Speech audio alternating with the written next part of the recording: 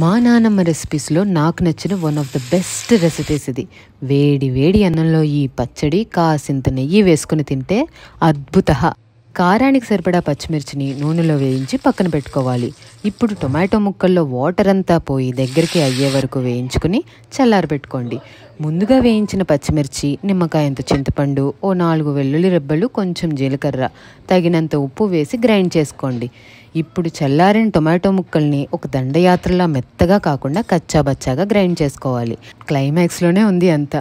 ఆయిల్లో దంచిన వెల్లుల్లి రెబ్బలు, ఆవాలు, జీలకర్ర, ఎండుమిర్చి, 2 రెబ్బలు కరివేపాకు వేసిన తర్వాత మన స్టోరీలో ట్విస్ట్ కోసం ఒక 5 నుంచి 6 గుమ్మడికాయ వడియాల్ని పొడి చేసి బాగా వేయించుకుని అందులో మన చీఫ్ గెస్ట్ అయిన ఇంగువని కూడా వేసి టొమాటో పచ్చడి తాలింపు పెడితే ముద్ద తింటున్నప్పుడు పంటి కింద గుమ్మడికాయ ముక్కలు తగిలితే ఉంటుంది సుమా, వేరే లెవెల్.